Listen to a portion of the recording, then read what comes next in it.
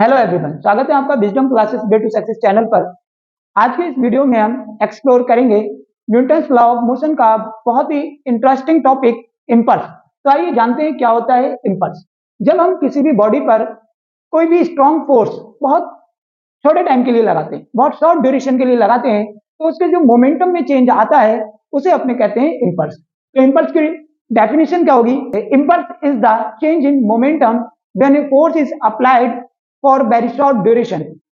अगर इसको एग्जाम्पल से अपने समझें, जैसे golf shot, cricket shot, volleyball shot या फुटबॉल शॉट, ये एग्जाम्पल हो जाएंगे इम्पल्स के, क्योंकि यहाँ पर हम एक स्ट्रॉन्ग फोर्स लगाते हैं फॉर वेरी शॉर्ट ड्यूरेशन। तो impulse is the change in momentum.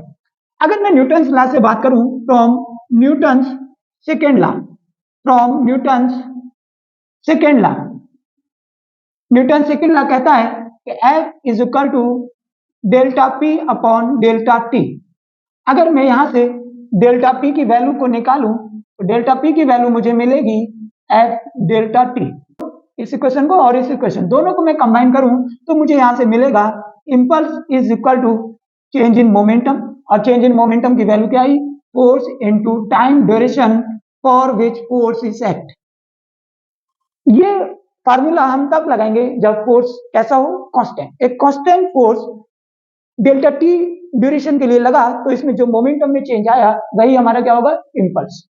अगर ये फोर्स वेरिएबल होता, अगर ये फोर्स वेरिएबल होता तो वेरिएबल क्वांटिटी को अपने इंटीग्रेशन से सॉल्व करते हैं। If force F is variable then impulse will be F dt। जो इंटीग्रल एफ dt होता है इसे अपने कह सकते हैं area of F T graph, area of force time graph.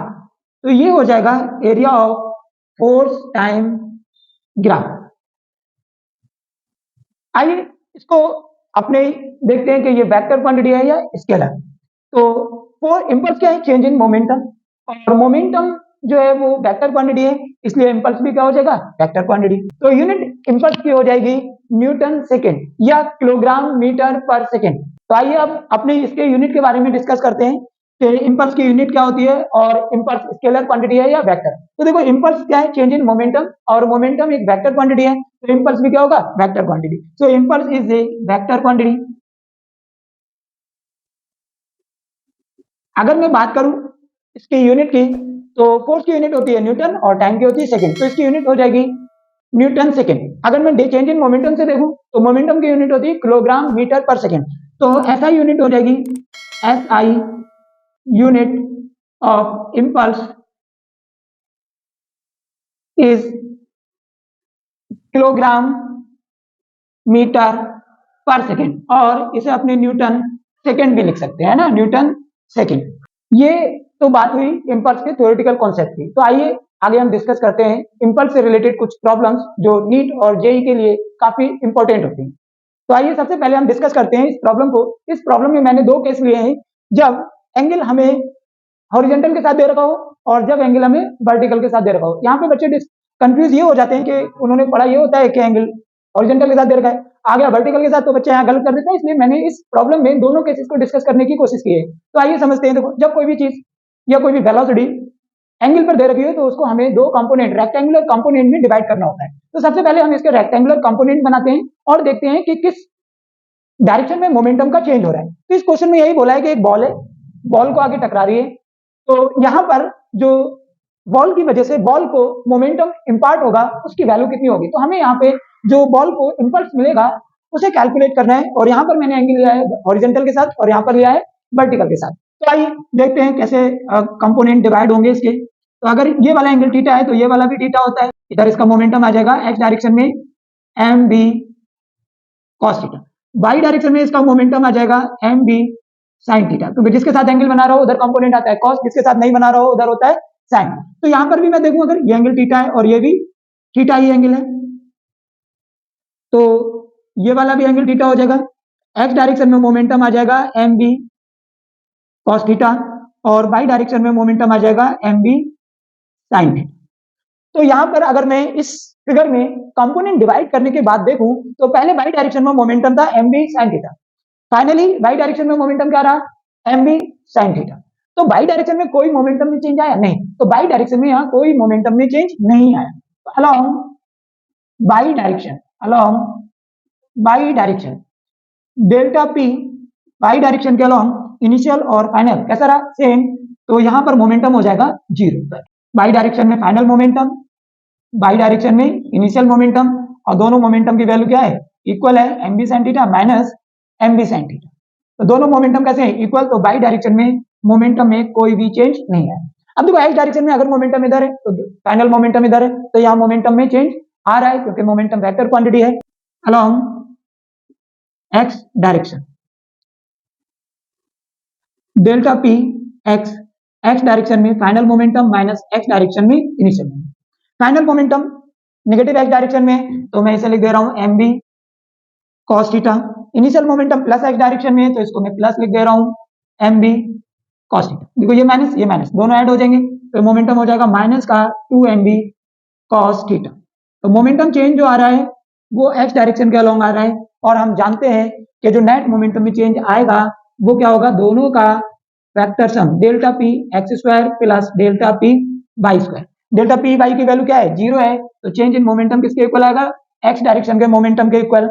और अभी अपनों ने पीछे जब इसकी थ्योरी पढ़ी थी तब देखा था कि जो इंपल्स होता है वो क्या होता है, चेंज इन मोमेंटम के इक्वल। इंपल्स जो होता है वो चेंज इन मोमेंटम के इक्वल, और जो चेंज इन मोमेंटम है वो किस डायरेक्शन में हो रहा है, यहाँ पर एक्स डायरेक्शन में हो रहा है। तो यहाँ पे मोमेंटम हो जाएगा माइनस का 2 एम बी कॉस थीटा। तो यहाँ पे मोमेंटम आया हमारा माइनस का 2 m B cos theta. Minus क्या बता रहा है, अपोजिट डायरेक्शन, ठीक है। अगर मैं इस वाले केस की बात करूं तो यहाँ पर जो एंगल है वो वर्टिकल के साथ है, तो यहाँ पर भी कंपोनेंट डिवाइड करते हैं। ये एंगल थीटा है तो इधर वाला एंगल थीटा हो जाएगा। तो अब बाई डायरेक्शन में इसका कंपोनेंट आ जाएगा एम बी कॉस थीटा, और एक्स डायरेक्शन में कंपोनेंट आ जाएगा इसका एम बी साइन थीटा, क्योंकि जिसके साथ एंगल बना है उधर कॉस लेते हैं, जिसके साथ एंगल नहीं बना है उधर साइन लेते हैं। तो यहाँ पर भी इसके कंपोनेंट डिवाइड करो फाइनल वाले। एक्स डायरेक्शन ये वाला एंगल थीटा है, तो ये वाला थीटा, और ये वाला एंगल भी क्या हो जाएगा, थीटा। तो रिफ्लेक्ट होने के बाद भी सेम एंगल पे ही बॉल जा रही है, वर्टिकल के साथ यहाँ, और यहाँ पर क्या थी, हॉरिजॉन्टल के साथ सेम एंगल पे जा रही है। तो यहाँ पर बाई डायरेक्शन में हो जाएगा एम बी कॉस थीटा, और एक्स डायरेक्शन में हो जाएगा एम बी साइन थीटा। तो अगर मैं यहाँ पर देखूं तो बाई डायरेक्शन में फिर से मोमेंटम में कोई चेंज नहीं आ रहा है, तो मैं डायरेक्ट लिख दूं यहाँ पे no change in momentum along y direction. यहाँ इस क्वेश्चन में अगर मैं देखूं तो बाई डायरेक्शन में मोमेंटम यहाँ कितना है, एम बी कॉस थीटा, और यहाँ भी कितना है, एम बी कॉस थीटा। दोनों डाउनवर्ड डायरेक्शन में, चेंज इन बाई डायरेक्शन में मोमेंटम कितना हो गया, 0। अगर मैं एक्स डायरेक्शन की बात करूं तो एक्स डायरेक्शन में जो मोमेंटम में चेंज आएगा वो हो जाएगा एक्स डायरेक्शन का फाइनल माइनस एक्स डायरेक्शन का इनिशियल मोमेंटम। और अभी अपनों ने देखा कि इनिशियल मोमेंटम किधर है, एम बी साइन थीटा इधर, और final momentum m b sine theta minus x direction में। तो यहाँ पर मोमेंटम सेम इस केस की तरह आएगा। यहाँ पर आंसर किसमें आया था, कॉस में, तो यहाँ पर आंसर किसमें आ जाएगा, साइन में, माइनस का 2 m b sine theta x direction में। और चेंज इन मोमेंटम टोटल किसके बराबर आ रहा था, change in momentum along X direction, और यही किसकी वैल्यू थी, इंपल्स की। तो ये हो जाएगा माइनस का 2 एम बी साइन थीटा। तो हमें इस बात को याद रखना है कि जब एंगल हॉरिजॉन्टल के साथ दे रखा हो तो इंपल्स आएगा 2 एम बी कॉस थीटा, और अगर वर्टिकल के साथ एंगल दे रखा है तो इंपल्स आएगा 2 एम बी साइन थीटा। आइए और प्रॉब्लम को डिस्कस करते हैं आगे। तो आइए देखते हैं सेकंड प्रॉब्लम जो फोर्स टाइम ग्राफ से रिलेटेड है। इस क्वेश्चन में कह रहा है कि बॉडी का मास अगर 2 किलोग्राम हो तो आफ्टर 10 सेकंड उसकी वेलोसिटी क्या होगी, अगर पार्टिकल अपना मोशन रेस्ट से स्टार्ट कर रहा है और वो इस एफटी ग्राफ को फॉलो कर रहा है। तो अपने जानते हैं जो इंपल्स होता है वो चेंज इन मोमेंटम के इक्वल होता है, और जो चेंज इन मोमेंटम होता है वो एरिया ऑफ एफटी ग्राफ होता है, एरिया ऑफ एफटी ग्राफ। यहाँ पर जो एरिया है वो सारा पॉजिटिव रीजन में है, तो एरिया क्या रहेगा, पॉजिटिव रहेगा, क्योंकि इंपल्स जो है वो स्केलर क्वांटिटी है। अगर एरिया नेगेटिव रीजन में होता तो एरिया को अपने माइनस कर देते। मैंने ये 3 रीजन बनी, इसका एरिया A1 मान लिया, इसका A2 और इसका A3। तो चेंज इन मोमेंटम होता है फाइनल माइनस इनिशियल, और area A1 plus A2 plus A3।